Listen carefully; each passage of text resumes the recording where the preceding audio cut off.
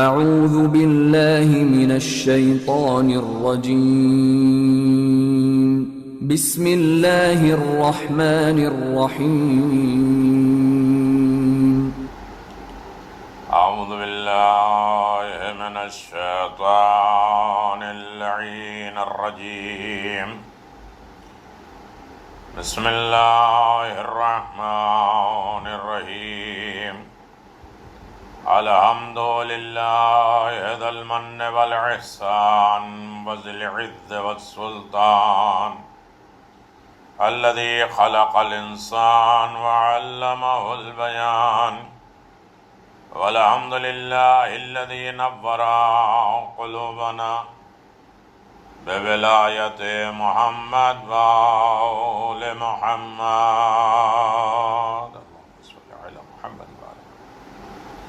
والحمد للہ الذی جعلنا من المتمسکین بولایت امیر المؤمنین علی بن ابی طالب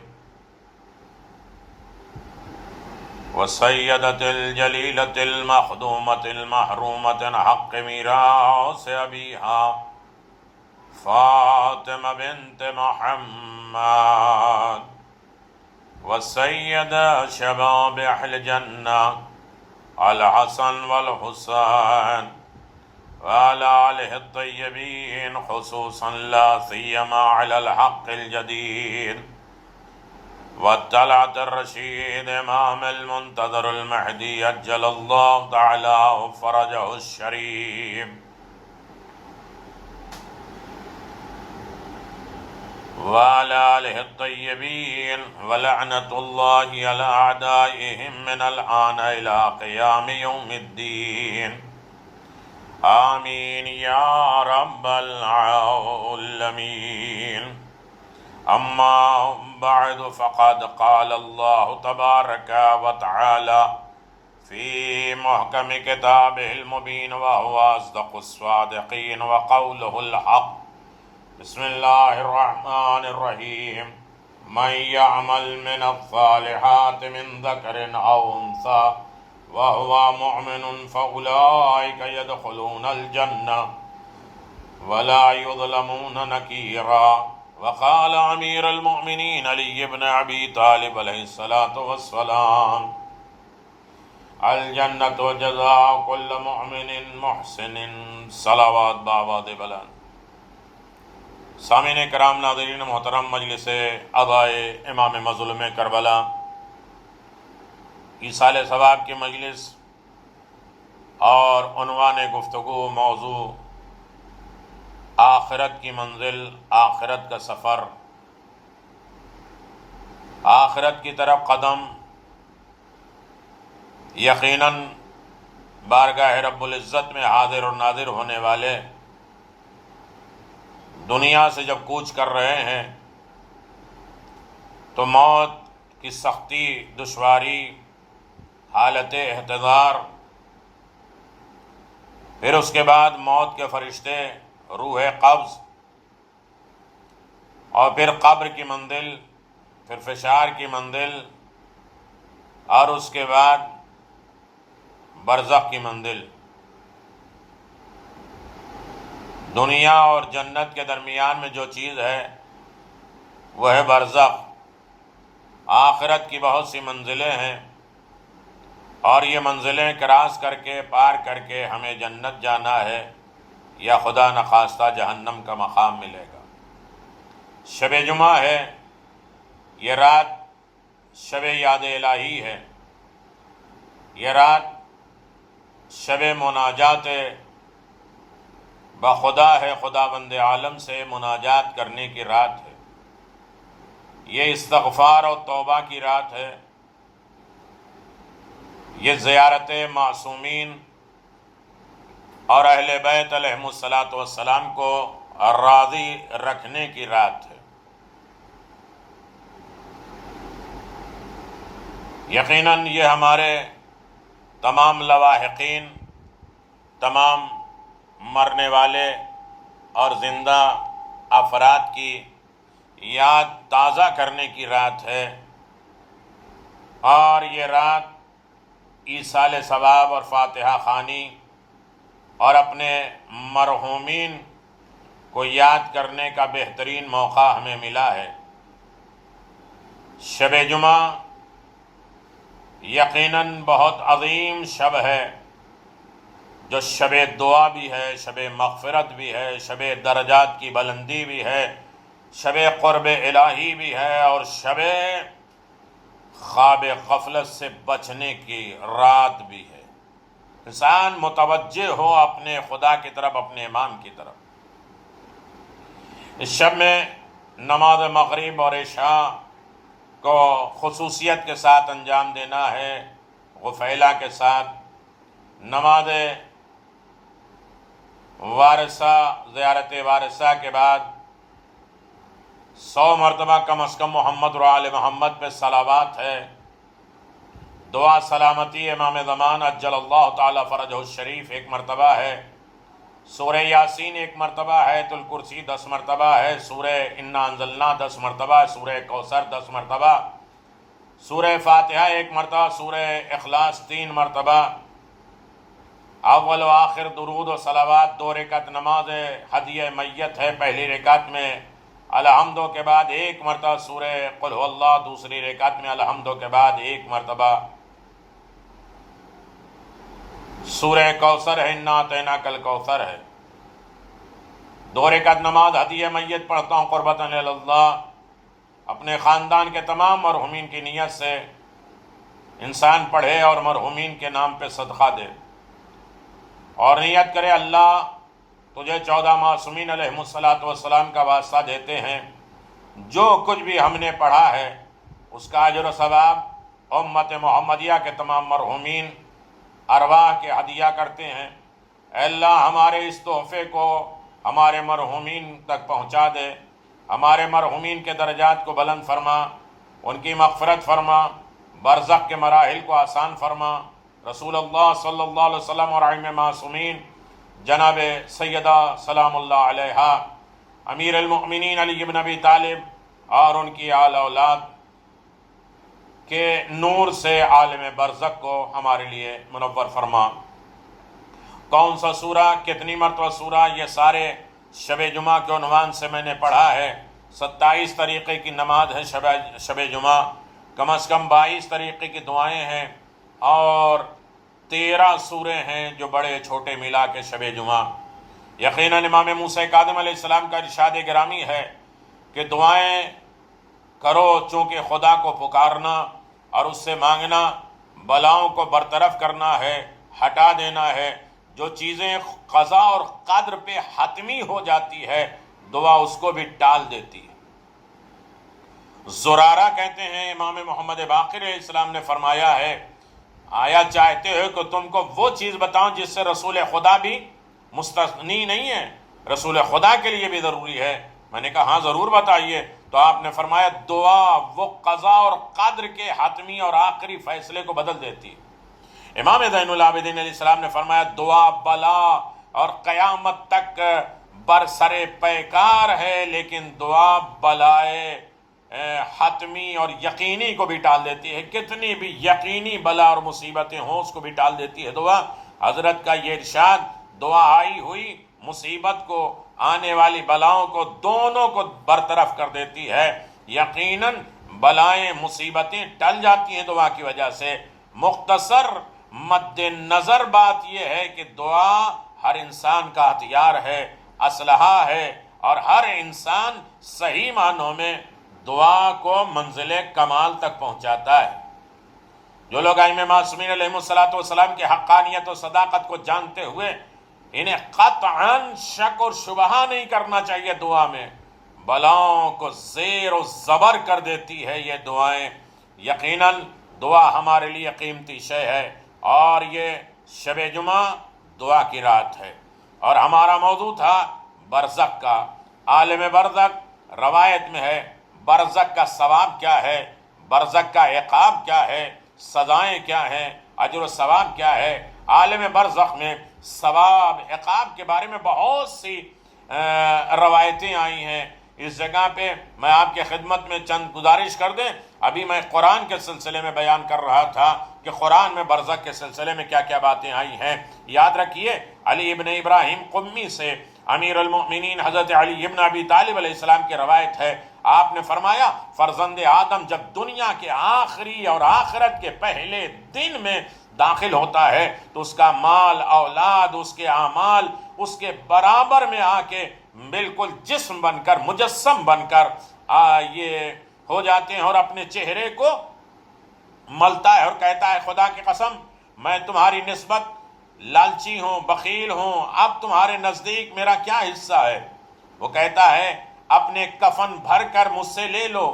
مال سے کہتا ہے کہ میں لالچی ہوں، مجھے کیا دو گے؟ تو وہ کہہ رہا ہے صرف کفن دے سکتے ہیں۔ اس کے بعد اپنی بیٹوں کی طرف رک کر کے کہتا ہے خدا کی قسم میں تو اس سے محبت کرتا ہوں، تمہارا حامی اور مددگار تھا، اب تمہارے نزدیک میرا کیا حق ہے؟ وہ کہتے ہیں آپ کو قبر تک پہنچا دیں گے اور اس میں دفن کر دیں گے۔ پھر وہ اپنے اعمال کی طرف رخ کرتا ہے اور کہتا ہے کہ خدا کی قسم میں تمہیں نسبت لاپرواہ مال اور اولاد سے کم سمجھتا تھا، لاپرواہ تھا تمہاری طرف، تم مجھ پر گراں تھے کہ کیسے یہ واجبات پورا کریں، یہ ذمہ داریاں پوری کریں، یہ اچھے کام کیسے پورے کریں، میرا حصہ تمہارے پاس کیا ہے؟ عمل کہتا ہے میں قبر قیامت میں تمہارا ساتھ دوں گا، یہاں تک کہ میں اور تم اور تمہارے پروردگار کے بارے میں پیش ہوں گے۔ اگر یہ شخص خدا کا دوست رہا تو ان کا عمل خوشبو کی طرح خوبصورت ہو جائے گا اور بہترین لباس ان کے سامنے آئے گا اور کہے گا بشارت ہو تمہیں جنت کی روح اور خوشبو اور نعمات خدا کی، اور خوش آمدید یہ شخص سوال کرے گا تم کون ہو؟ تو وہ کہے گا تمہارا عمل صالح ہے، تمہاری نمازیں میں مجسم ہوں، تمہاری قناعت میں ہوں، تمہارا صبر میں ہوں، تمہاری اچھائیاں میں ہوں، تمہارے ماں باپ کے ساتھ صلہ رحمی اور اچھائیاں رشتہ داروں قرابت داروں کے ساتھ میں ایک بہترین مجسم ہوں جو تمہارا سپورٹ کرنے والا ہوں، دنیا سے جنت کی طرف چلو۔ یہ شخص اپنے آپ کو غسل دینے کو پہچانتا ہوگا، یہ اپنے میت کے کندھے والے کو قسم دے کے کہے گا ذرا جلدی کرو۔ جب وہ قبر میں داخل ہوں گے تو دو فرشتے جو کہ قبر میں امتحان لینے والے آئیں گے اپنے بالوں کو کھینچ رہے ہوں گے اور زمین کو اپنے دانتوں سے چبا رہے ہوں گے، چیر رہے ہوں گے، ان کی آوازیں شیریں اور چنگاڑ کے مانند ہوگی، ان کی آنکھیں آگ برساتی ہوگی اور ان سے سوال کرے گی تمہارا پروردگار کون ہے، تمہارا پیغمبر کون ہے، تمہارا دین کیا ہے؟ یہ شخص جواب دے گا میرا پروردگار خدا ہے، میرے پیغمبر حضرت محمد مصطفیٰ صلی اللہ علیہ وسلم ہے، میرا مذہب اسلام ہے۔ ملائکہ کہیں گے جس چیز کو تم پسند کرتے ہو، جس چیز سے خدا تم کو اس بات پر ثابت قدم رکھے، یہ وہی بات ہے کہ جیسا کہ خدا ارشاد فرماتا ہے یثبت الذین آمنوا بالقول الثابت فی الحیات الدنیا وفی الآخرہ۔ اس کے بعد اس کی قبر کو تا حد نظر وسیع لمبی چوڑی کر دی جائے گی، جنت میں سے ایک دروازہ اس کے لیے کھول دیا جائے گا اور کہیں گے خوش بخت، کامیاب، نجات یافتہ۔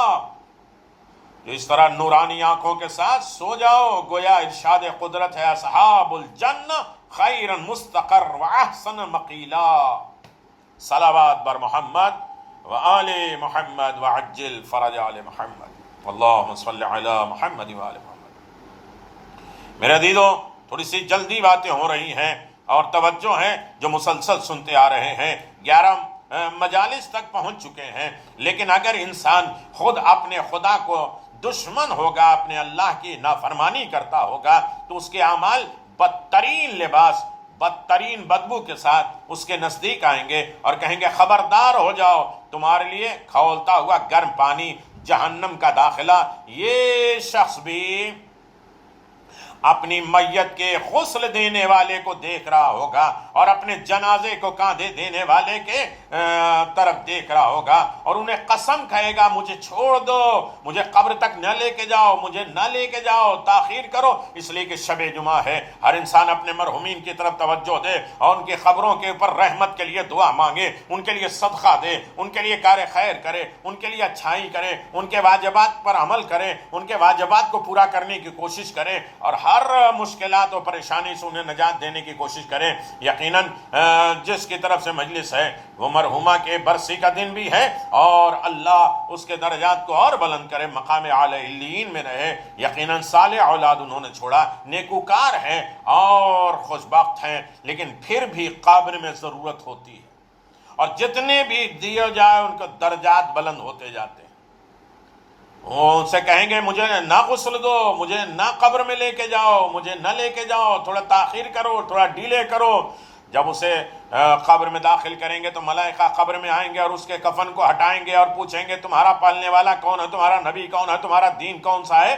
یہ شخص کہے گا نہیں جانتا، گھبرا کے جواب بھی نہیں دے پائے گا۔ ملائکہ کہیں گے نہیں جانتے، ہدایت حاصل کیوں نہیں کی؟ اس وقت لوہے کی گر سے اس کی طرف ماریں گے، سوائے جن اور انس کے ہر جاندار اس سے وحشت زدہ ہو جائیں گے۔ پھر آگ کی دری اس کے لیے بچھا دی جائے گی، آگ کی چادر بچھا جائے گی اور اسے کہیں گے بدترین حالت میں سو جاؤ، اور اسے ایسے تنگ مقام پہ رکھیں گے جیسے کہ سوراخ ہوگا، ایک چھید ہوگا، اس میں دبا کے پھا کے اور فشار قبر کر کے، یعنی جس میں نیزے کی انی ہوگی، ہر طرف کانٹے ہوں گے، اور اس شخص کو اس قدر فشار دبایا جائے گا، سختی کی جائے گی کہ اس کا دماغ نکل جائے گا، اس کے ناخن کان سے باہر آ جائیں گے اور ناخنوں اور کان سے اس کے تمام بھیجے اور اس کے مغز، اس کا دماغ باہر آ جائے گا۔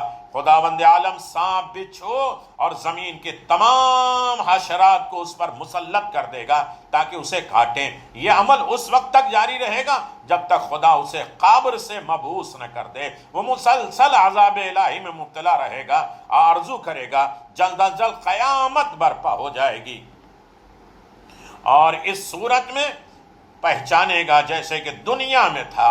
ایک اور حدیث میں ارشاد ہوتا ہے کہ مومنین کی روحیں ایک دوسرے سے ملاقات کرتی ہیں، ایک دوسرے سے سوال کرتی ہیں، ایک دوسرے کو پہچانتی ہیں، حتیٰ کہ جب کسی کو دیکھتی ہیں تو کہتی ہیں ارے ہاں یہ تو فلاں ہے۔ حدیث میں ہے روحیں جسمانی صفات کے ساتھ بہشت کے باغات میں رہتی ہیں، جب کوئی تازہ روح ان کے پاس آتی ہے تو وہ باہم ایک ساتھ جمع ہو کے کہتی ہیں اسے جانے دو، یعنی اسے اس کے حال پہ چھوڑ دو، کیونکہ وہ ایک بڑے خوف کی وجہ سے ہماری طرف آ رہی ہے۔ یعنی موت کی سختی، وحشت، قبر، پہلی رات گزارنے کے بعد وہ ہم تک آ رہی ہے، لہذا اسے نارمل رہنے دو۔ پھر اسے پوچھتی ہیں فلاں کا کیا بنا، فلاں شخص کا کیا ہوا؟ اگر کہے کہ میں جب آیا تھا تو وہ زندہ تھا، تو یہ روحیں اس امید کا اظہار کرتی ہیں کہ وہ بھی ہمارے پاس آئے گی، ہمیں کچھ بھیجے گی، ہمارا خیال کرے گی اور پھر ہمارے پاس ہی آ جائیں گے۔ لیکن اگر کہیں گے وہ گزر گیا، مر گیا، تو کہتی ہیں کہ اس نے سکوت کر لیا، یعنی اس بات کا اشارہ ہے کہ جب وہ یہاں نہیں آیا تو لازماً وہ جہنم میں گیا، وادی برہوت میں چلا گیا۔ اللہ اکبر۔ عزیزو، روحیں عالم برزخ میں اپنے گھر والوں، رشتہ داروں کو دیکھتی ہیں، ملاقات کرنے اور ان کے احوال پرسی کرنے آتی ہیں، بعض ہر روز، بعض 2 دن میں 1 مرتبہ روحیں ضرور آتی ہیں، 3 دن میں 1 مرتبہ، کچھ ہر جمعہ کو، ہر شب جمعہ کو، کچھ ایک ماہ اور سال میں 1 مرتبہ۔ یہ اختلاف ان کے حالات ہیں، جگہ کی وسعت اور تنگی ان کی آزادی، گرفتاری کے باعث ہے کہ کب کنہیں ڈیلے کیا جائے، چھوڑا دیا جائے، اور انہیں تھوڑی فرصت دی جائے. کبھی روز آنا آتے ہیں, کبھی 2 دن کے بعد آتے ہیں, کبھی شب جمعہ آتی ہیں روحیں, یا جمعے کے دن آتی ہیں, کبھی مہینے یا سال میں, لیکن آتی ہیں روحیں, بتاتی ہیں کہ ہم بھی عیش میں رہتے تھے, ہم بھی آرام میں رہتے تھے, ہمارے پاس بھی پاور تھا, ہمارے پاس بھی قدرت تھا, ہم بھی لوگ کو دھتکار دیتے تھے, ہم بھی کسی کے خیرات نہیں دیتے تھے, ہم بھی وقت عبادت چھوڑ دیا کرتے تھے. آج تمہارے لیے میں پوچھنے آیا ہوں کہ میری قبر میں سختی ہے, دشواری ہے, پریشانی ہے, میرے لیے بڑے مشکلات ہیں, کیا کر رہے ہو, میرے لیے کیا دے رہے ہو؟ روزانہ پوچھتے ہیں, صبح نماز تک رہتے ہیں, اور خدا نخواستہ اولاد نے, رشتہ دار نے محروم کر دیا تو وہ بد دعا کر کے جاتی ہیں کہ صبح نماز تک میں نے انتظار کیا کہ کچھ مجھے دے دو. اللہ اکبر.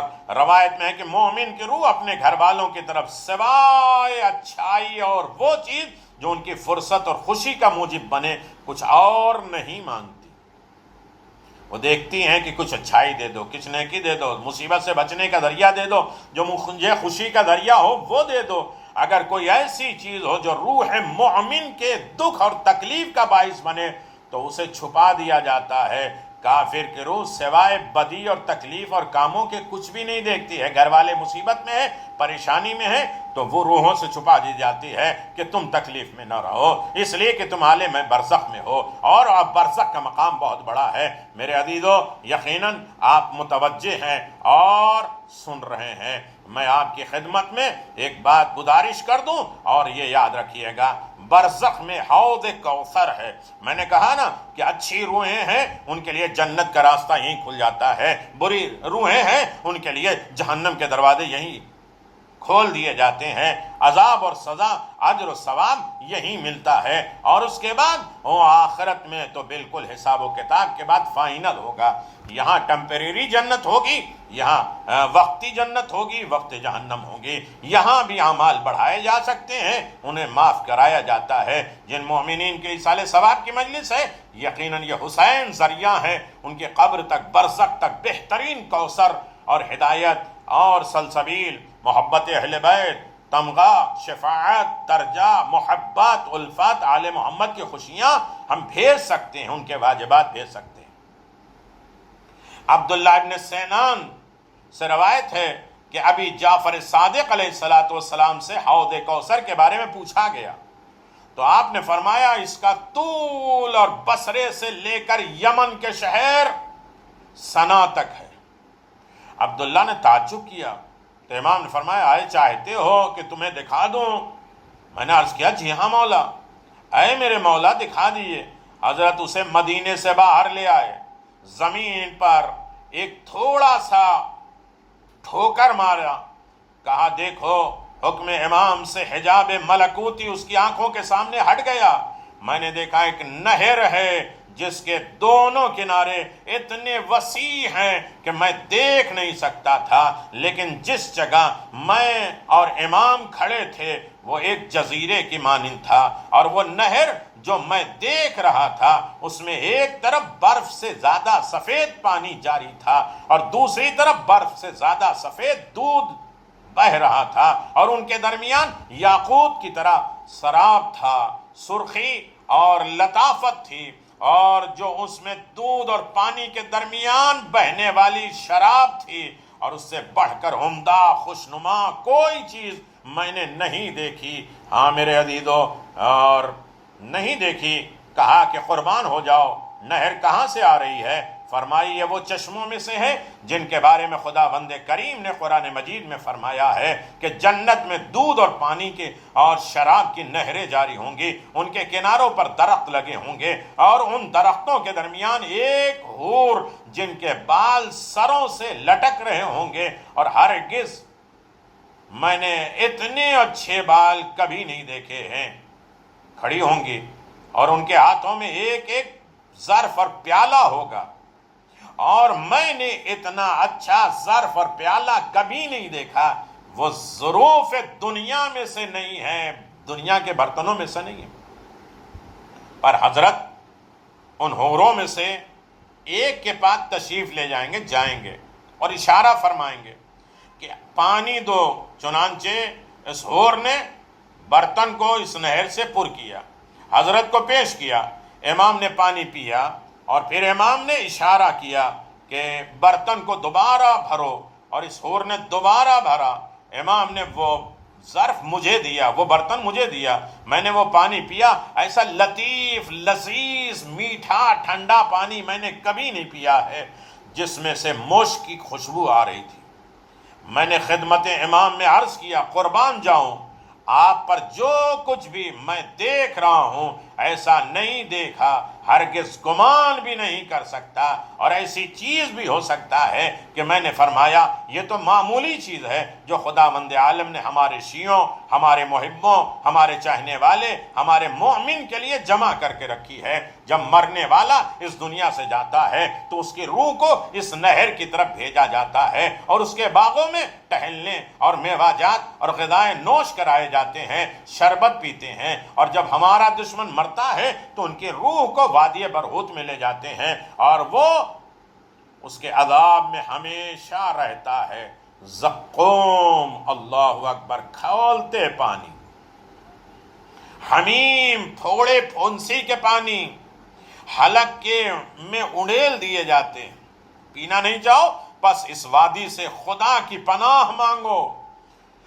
شب جمعہ ہے میرے عزیزو، اس دنیا میں جن لوگوں نے بہیش دوزخ کا مشاہدہ کیا ہے ان میں سید الشہداء امام حسین علیہ السلام کے اصحاب بھی ہیں، جنہیں شب عاشور امام حسین نے جنت دکھائی تھی۔ بہار الانوار کی تیسری جلد میں امام محمد باقر علیہ السلام سے روایت ہے کہ کوئی مومن اس دنیا سے نہیں جاتا مگر یہ کہ آخری سانس لیتے وقت اسے حوض کوثر سے سیراب کرایا جاتا ہے۔ اسی طرح کوئی کافر نہیں مرتا مگر یہ کہ حمیم جہنم اسے نہ پلایا جائے۔ اللہ اکبر، یہ ہے دستور زندگی، یہ ہے قانون پروردگار۔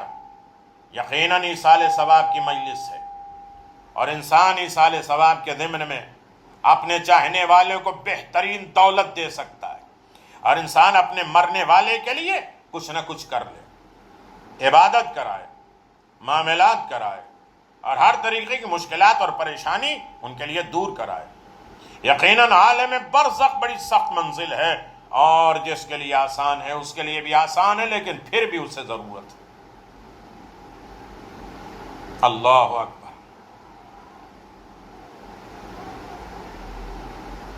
یقیناً آپ دیکھیں صاحب ریاض نے یعنی سید علی رضوان نے اپنے والد سے یہ واقعہ نقل کیا ہے۔ انہوں نے بتایا کہ میرے باپ نے کہا، انہوں نے فرمایا کہ تہران میں ایک حمام کا خادم تھا۔ وہ حمام جو ایران وغیرہ میں ہوتے ہیں، عراق وغیرہ میں ہوتے ہیں، جہاں باڈی مساج وغیرہ سارے اہتمام ہوتے ہیں، جسے ہم باتھ روم یا حمام کہتے ہیں۔ اور وہ نماز روزہ ادا نہیں کرتا تھا، حمام میں رہتا تھا، اس کی خدمت کرتا تھا، لوگوں سے پیسہ لیتا تھا، نماز روزے سے اس کا کوئی تعلق نہیں۔ ایک دن وہ ایک معمار جو گھر بناتا ہے اس کے پاس گیا اور اس سے کہا کہ میرے لیے ایک حمام بنا دو۔ تعمیر کرنے والا معمار نے پوچھا تو رقم کہاں سے لائے گا؟ وہ جو حمام کا خادم تھا اس نے کہا تجھے اس سے کیا غرض، تو رقم لے حمام بنا دے۔ اس تعمیر کرنے والے اس کے لیے حمام بنایا جو اس کے نام سے مشہور ہوا، اور اس کا نام اللہ اکبر علی طالب تھا۔ مرحوم حاجی ملا خلیل کہتے ہیں جب میں نجف اشرف میں تھا میں نے خواب میں علی طالب کو نجف اشرف وادی السلام میں دیکھا۔ یعنی اس کا مطلب یہ ہے کسی کے حلیے سے، کسی کے کام سے اس کے اعمال کو نہ جانچو، اس کے اوپر اپنا فیصلہ نہ کر لو۔ کسی کی غربت، کسی کا رہن سہن، کسی کا لباس، کسی کا طریقہ یہ پیمانہ نہیں ہے کہ ہم اچھے برے کا جو ہے وہ جان سکیں۔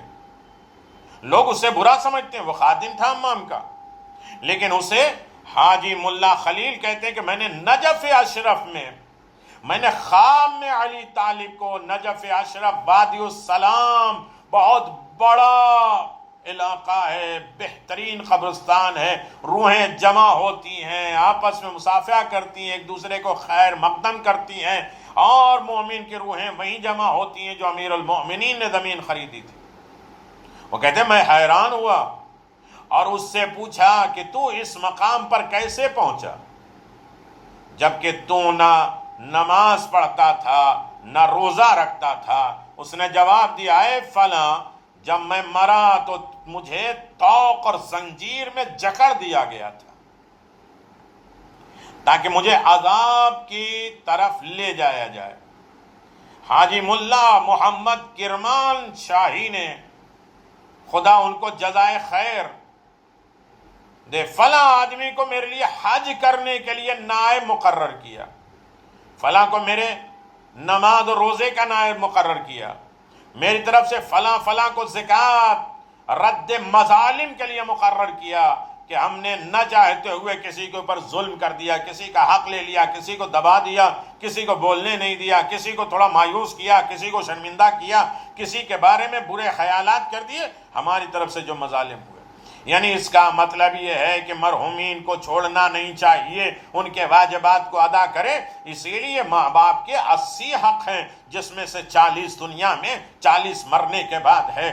سب سے بڑا حق یہ ہے کہ انہیں جو مقروض ہیں، قرضہ ہے، ان کے قرضے کو ادا کر دو، چاہے وہ خدا کا قرضہ ہو یا بندوں کا۔ نماز باقی ہے تو اسے پڑھو، ادا کراؤ، روزہ ہے تو اسے ادا کراؤ، اور حج باقی ہے تو حج ادا کرو، میری طرف سے فلاں فلاں کو زکوٰۃ باقی ہے تو ادا کرو، اور ہم نے بندوں کے حق کو نہیں دیا ہے، ان کا مقام نہیں دیا تو رد مظالم کے لیے ہم سے بندوں کو راضی کر دو۔ اب میرے ذمے کوئی چیز چھوڑی نہیں جو ادا نہ کی ہو، مجھے عذاب سے نجات دلائی، خدا تعالی خدا مند عالم انہیں جزائے خیر دے۔ میں ڈر کے خوف سے بیدار ہوا، حیران تھا۔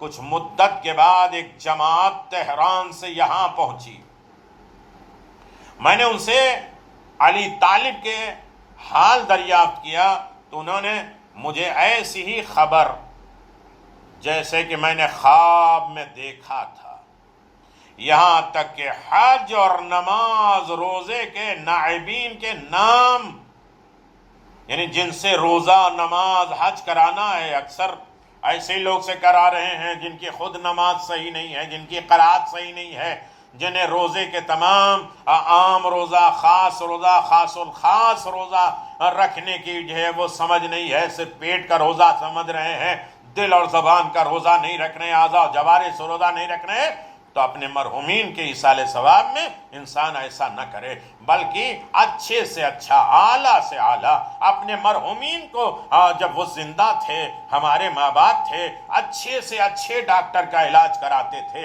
اچھے سے اچھا بستر، اچھے سے اچھا کھانا، لیکن جب مر گئے تو درگزر دیکھتے ہیں کون سب سے کم پہ قرآن پڑھتا ہے، کیسا پڑھتا ہے، ارے کون نماز کتنی کم پہ پڑھتا ہے، کیسی پڑھتا ہے، اس کے اندر خلوص ہے، قرات ہے، توجہ قلبی ہے، واجبات، رکن نماز جانتا ہے، مستحبات مکروہات سے باخبر ہے، طہارت، نجاسات، معاملات، عبادات سے واقف بھی ہے، یعنی بہت بڑی ذمہ داری ہے، خاص طریقے سے مرنے والے اور مرحومین کے ایصال ثواب میں انسان بہتر سے بہتر کی طرف تلاش کرے۔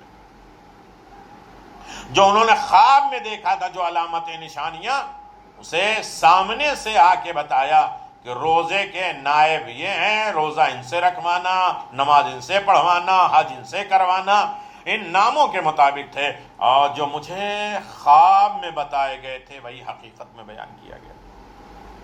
اللہ اکبر۔ اب یہ بات چھپی نہیں ہے، یہ خواب ان وارث شدہ احادیث کی تصدیق ہے جو احادیث میں ہے، جو نماز، روزہ، حج، باقی صدقات کے ثواب کے میت تک پہنچنے کی دلیل ہے کہ میت تک نماز، روزہ، حج، صدقات، نیکیاں، کار خیر، مجلس، فاتحہ، معاملات، اچھائیاں، خوبیاں سب میت تک پہنچتی ہیں۔ اس کی دلیلیں کیونکہ میت کبھی تنگی اور سختی میں مبتلا ہوتی ہے، مگر وہ ان اعمال کی وجہ سے جن کا ثواب اسے ملتا ہے آرام اور راحت پا جاتی ہے۔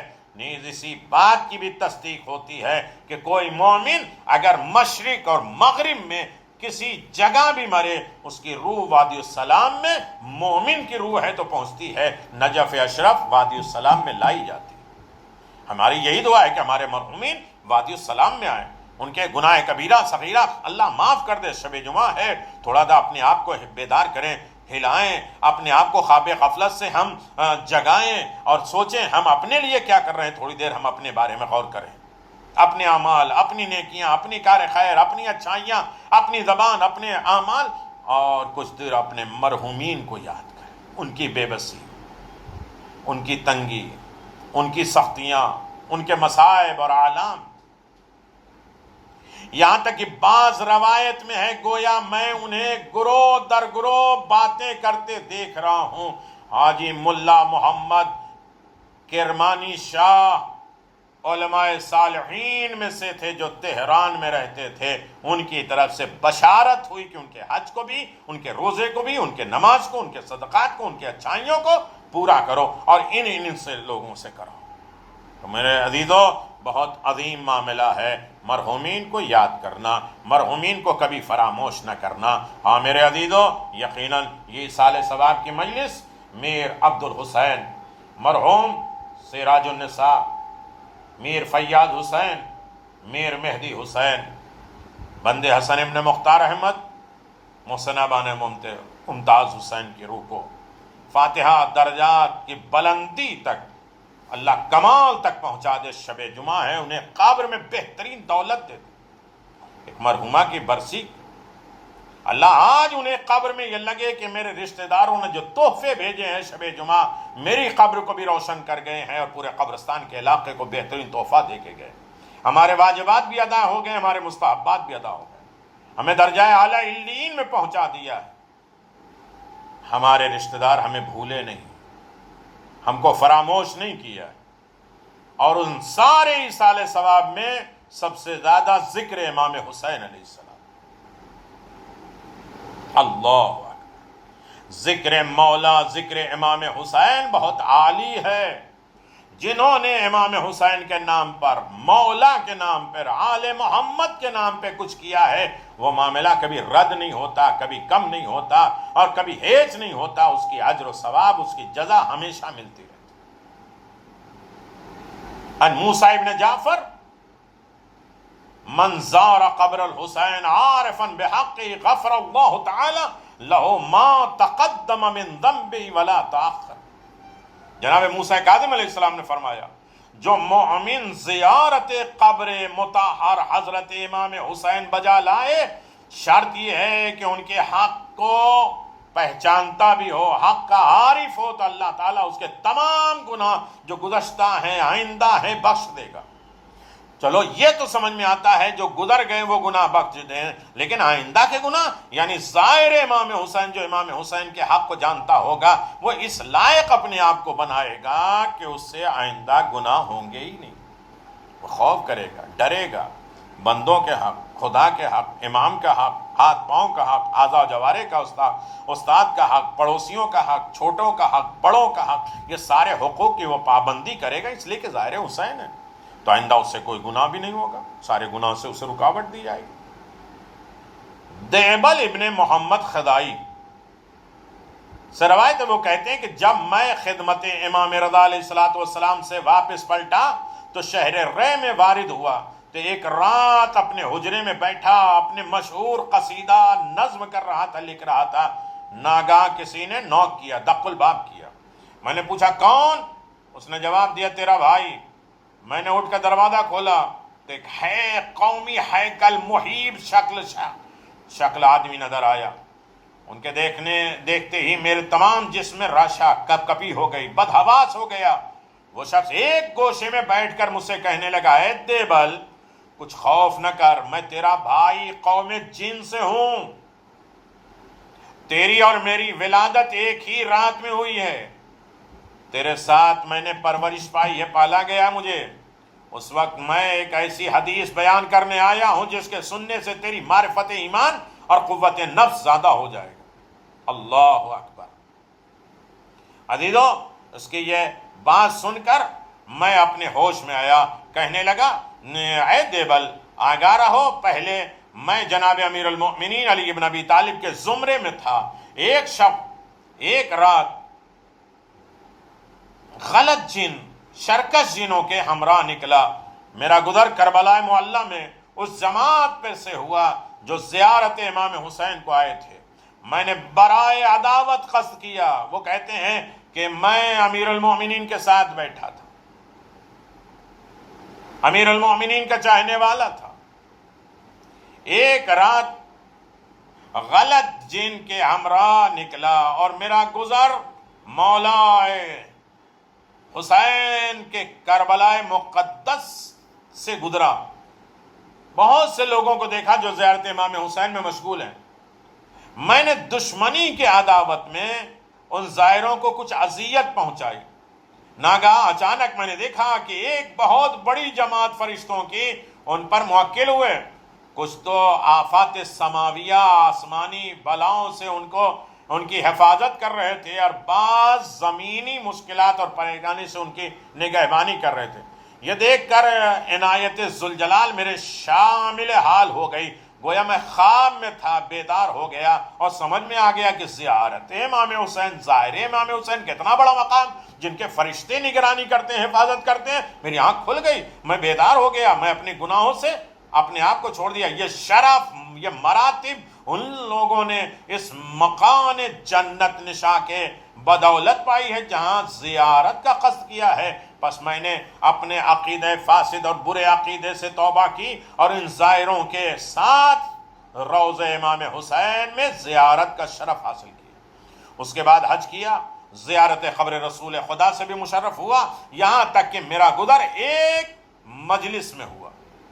میں مجلس میں گیا، اللہ اکبر، میں نے دیکھا کہ ایک جلیل القدر بزرگ 14ویں کے چاند کی طرح مجلس میں رونق افروز ہیں، اور ارد گرد اصحاب باوقار احاطہ کیے و معطب سے بیٹھے ہوئے ہیں۔ ایک شخص سے دریافت کیے کون بزرگ ہیں جو درمیان میں بیٹھے ہیں؟ لوگوں نے کہا یہ فرزند رسول امام جعفر صادق علیہ السلام ہیں۔ میں نے آگے بڑھ کر حضرت پہ سلام کیا، آپ نے بڑی شفقت اور محبت کے ساتھ مجھے سلام کا جواب دیا اور فرمایا اے عرابی، تجھے اس رات کی واردات یاد ہے؟ اس رات کے جس نے تم نے کیا، جس رات تو زمین کربلا پہ پہنچا تھا، تم نے اولیاء خدا اور خاندان رسالت کے ساتھ کرامات اور عنایت حق تعالیٰ دیکھا تھا؟ میں نے کہا ہاں یبن رسول اللہ، الحمدللہ، باری تعالیٰ نے کتنا اجر و ثواب دیا مجھے۔ میرے عزیزو، ولایت اور نور ہدایت سے میرے دل کو بھر دیا پروردگار نے۔ اب امیدوار ہوں کہ کوئی اپنی حدیث زبان فیض ترجمان سے ارشاد فرمائے، اپنی زبان مقدس سے بیان کریں۔ میں اپنی قوم کے واسطے ہدیہ اور تحفہ لے کے جاؤں گا۔ آپ نے ارشاد فرمایا اے خوش ایمان آگاہ ہو، ایک دن رسول خدا نے جناب حیدر کرار سے ارشاد فرمایا یا علی، بہشت حرام ہے کل انبیاء پر، جب تک میں جنت میں داخل نہ ہو جاؤں۔ باغ ارم کی سیر سائر امم پہ حرام ہے جب تک میری امت داخل نہ ہو جائے۔ میری امت پہ بھی جنت حرام ہے جب تک میری امامت اور ولایت کا اعتراف اور اقرار نہ کر لے۔ یا علی، قسم بخدا عز و جل، کوئی بہشت میں داخل نہیں ہوگا مگر وہ شخص جو تم سے جڑ جائے، متمسک ہو جائے۔ اس کے بعد اس جن نے کہا اے دیبل، اس حدیث کو یاد رکھنا، یہ کہہ کر وہ نظروں سے چلا گیا۔ اے مومنین کرام، اس جن کی حکایت پر جعفر جن کی روایت جان آتی ہے۔ اسرار الشہادت میں ایک طالب علم اکثر جعفر جن کی ملاقات کرتا تھا، کیونکہ جعفر نے نصرت امام حسین میں تقصیر کی، حضرت کا بے کسی سے شہید ہونا دیکھا اور اپنی جان کو عزیز رکھا۔ ناگہاں ایک رات کسی نے دق الباب کیا اندر آ کے بیٹھ گئے اور کہنے لگے بھائی مجھ سے کچھ خوف نہ کر، میں تیرا بھائی جعفر جن ہوں، تیری زیارت اور کچھ شکایت کرنے آیا ہوں۔ اگر تو اکثر مجھے ملامت کرتا ہے، مجھ پر شکوہ کرتا ہے کہ میں نے حسین کی مدد نہیں کی، تجھے یہ گمان ہے کہ میں نے نصرت حسین میں کوتاہی کی، خدا کی قسم تیرا گمان غلط ہے، تو اصل حقیقت سے نہیں جانتا۔ آگاہ ہو جاؤ میرے بھائی، میں نے جس وقت سنا کہ کربلا میں مظلوم کربلا دشمنوں کے ہاتھوں میں گھر گئے ہیں، عزاداروں فوراً ساری فوج لے کر صحرائے کربلا میں پہنچا، دیکھا قوم جن سے بڑے بڑے بادشاہ، نامی سلاطین، گرامی ماں اپنی فوج حاضر ہیں، میرے اور میرے لشکر ان کے سامنے کچھ حقیقت نہیں ہے، تمام میدان کربلا ان جنوں سے بھرا ہوا ہے، کہیں دانا دل رکھنے کی جگہ نہیں ہے، زمین اور آسمان کے درمیان میں ملائکہ اور جن کی کثرت ہے، ملائکہ اور جن یکے بعد دیگر ایک طرف سب بسب تہ بتہ کھڑے ہیں، ہر طرف کے آگے کے سردار کھڑے ہیں، ان کے پیچھے لشکر ہے، اور وہ کل ملائکہ اور جن نزدیک اور دور جس طرح جہاں جہاں سے حاضر ہیں وہیں سے سلام بجا لا رہے ہیں، درود بھیجتے ہیں، جواب سلام سے ممتاز ہوتے ہیں۔ ملائکہ مقربین، جنت کے سلاطین کی یہ کیفیت تھی، مؤدب سرنگوں اس طرح حاضر تھے جیسے ادنا رعیت ہے، یہ ساری چیزیں ہیں۔ ہاں، اور اس کے بعد کہا میں 4 فرسخ کے پر حاضر تھا، اس لیے کہ یہ 4 فرسخ میں زمین و آسمان تک ہجوم اور ملائکہ سے خالی نہیں تھا۔ میں نے بھی مجبور ناچار فرزند حیدر کرار پہ سلام کیا، جواب سلام آیا، سرفراز ہوا۔ میں نے بھی بکمال الحاظ جاری کی، حضرت امام حسین غریب سے التجا کی، یہ جان نثار اور خانہ زادہ حیدر کرار پہ اذن جہاد کا طلبگار ہوں، امیدوار ہوں کہ جس طرح آپ کے پدر بزرگوار نے میرے باپ راحیل پر نظر عنایت کی، اسی طرح آپ غلام قدیم پہ حضرت کی طرف شفقت اور شرف زیارت سے مشرف کریں گے۔ بس حضرت تمام ملائکہ اور جن کی طرف مخاطب ہوئے اور سب کو کمال شفقت کے ساتھ دعائے خیر کہی اور کہا جزاکم اللہ خیرا۔ یہ ارشاد فرمایا میں اپنے نانا رسول خدا کے حکم سے خلاف نہیں کر سکتا، مجھے یہاں شہید ہونا ہے۔ اور میرے عزیزو سنو، 2 لفظ ہے، شب جمعہ ہے، غریب حسین کو یاد کرو اور دعا کرو اللہ مجھے کربلا جانے کی دولت دے دے، میرے اہل بیت کو اسیر ہونا ہے، تم اپنے مقام پر واپس پلٹ جاؤ۔ بعض روایت کے مطابق ہے جنات نے جو اذن جہاد پر بہت اصرار کیا، آپ نے فرمایا میں نے یہ مصیبت اور بلائیں اس واسطے برداشت کی ہے کہ نانا کی امت کا ہلاکت سے بچا سکے، یہ اپنی آنکھوں کے سامنے ان کلمہ پڑھنے والے کو ہلاک ہوتے نہ دیکھیں۔ ارے تم چاہتے ہو کہ ان دشمنوں کو قتل کر کے مجھے بچا لو، مگر میری زندگی کی تو کوئی صورت نہیں ہے۔ عباس کا غم، قاسم کا صدمہ، علی اکبر کا ماتم، یہ کیا کم ہے؟ میں ان لوگوں کی جدائی میں خود تڑپ تڑپ کے مر جاؤں گا۔ اگر شمر گردن پہ خنجر بھی نہیں پھیرے گا تو ایسے ایسے رنج اٹھا کر خود میرا کام تمام ہو جائے گا۔ مناسب ہے اپنے اپنے گھروں کو چلے جاؤ اور مجھے اپنے بھائی بھتیجوں اور بیٹوں کے ساتھ اس صحرا میں قیامت تک رہنے دو۔ ارے جعفر جن کہتا ہے ہر چند میں نے بہت منت سماجت کی، لیکن حضرت نے کسی طرح میری اعانت اور نصرت کو قبول نہیں کیا، کسی کی طرح اجازت نہیں دی، آخر کار مجبور ناچار ہو کر سب جن اور ملائکہ واپس چلے گئے، مگر میں نے صحرا کربلا میں ایک کنارے رک گیا اور روتا پیٹتا رہا یہاں تک امام شہید ہوئے۔ حضرت کا سر مبارک نوکے نیزہ پہ بلند ہوا، اہل بیت رسول لوٹے گئے، گرفتار ہو کے کوفے کی طرف روانہ ہوئے۔ پس میں بھی ان لشکر کے ساتھ ان قوم جفاکار کے پیچھے جاتا تھا تاکہ اہل بیت رسالت سے کچھ خدمت شرف حاصل کروں، بس شتر سے بچوں کے گرتے وقت ان کی حفاظت کر سکوں۔ ارے میرے عزیزو، جب وہ ملائین کوفے تک پہنچنے والے تھے تو رات ہو گئی، شہر کے باہر قیام کیا، ان گھروں سے کھانا پکا پکا کر لائے اور سیر ہو کر لوگ کھائے، مگر اولاد رسول خدا کو کچھ نہیں کھانا دیا، نہ پانی، ننھے بچے بھوک اور بے قرار رہے۔ ارے ہاں، جب کھانے کی خوشبو ارے دماغ میں پہنچتی تھی میرے عزیزو کبھی ماں سے کبھی پھوپھی سے لپٹ کر ارے بچے روتے تھے، غرض کہ جب اہل بیت کوفے سے شام اور شام سے مدینہ داخل ہوئے میں بھی ان کی خدمت میں تھا۔ یہ ہماری حکایت ہے، 50 سے مجھے ملامت نہ کرنا، حسین کی نصرت میں اب بھی میں زندہ ہوں۔ یہ جعفر جن کا نظریہ تھا کہ حسین کے چاہنے والے کی اب بھی میں مدد کرتا ہوں، غم حسین میں رونے والے کے آنسو کی میں قدر کرتا ہوں۔ ہائے میرا حسین پیاسا مارا گیا، الا لعنت اللہ علی قوم الظالمین، سیعلم الذین ظلموا ای منقلب ینقلبون، انا للہ و انا الیہ راجعون۔ رضن بقضاء و تسلیما لامر پروردگار ہماری اس قلیل سی عبادت کو قبول فرما، اسے قلیل نہیں بلکہ کثیر میں شمار فرما، اسے حسن جزا کے ساتھ مشہور فرما۔ ایک مرتبہ سورہ حمد اور 3 مرتبہ سورہ اخلاص کی تلاوت کر کے میر عبد الحسین مرحومہ سراج النساء، میر فیاض حسین، میر مہدی حسین اور بند حسن مختار احمد، محسنہ بانو ممتاز حسین کی روح مقدس تک سورہ مبارکۃ الفاتحہ شب جمعہ دعا کریں کہ اللہ تمام مرحومین کی مغفرت فرمائے، درجات میں بلندی فرمائے، آج وہ قبروں میں خوش ہو جائیں کہ میرے چاہنے والے نے مجھے دولت دی ہے۔ اور یہ مجلس عفت بطول کی طرف سے ہے، پروردگار ان کو بھی نیک توفیقات میں اضافہ فرمائے، ان کے تمام مشکلات کو دور فرمائے اور ان کی تمام حاجتوں کو پورا فرمائے، انہیں سرخرو عزت دار مولائی بنے رہنے کی توفیق عنایت فرمائے، ان کے تمام مشکلات کو دور فرمائے، انہیں عزت و کامرانی کی زندگی عنایت فرمائے، تمام مرض سے نجات دے دے اور ہر طریقے سے تمام مومنین کو سکون، شفا، برکت، رحمت عطا فرما، بیماریوں سے نجات دے، مشکلات سے نجات دے، در آل محمد تک پہنچے، زیارت حسین کا شرف عنایت فرما۔ ربنا تقبل منا انک انت السمیع العلیم بحق محمد و آل محمد۔ سورہ مبارکۃ الفاتحہ۔ بسم اللہ الرحمن الرحیم، الحمد للہ رب العالمین الرحمن الرحیم مالک یوم الدین، ایاک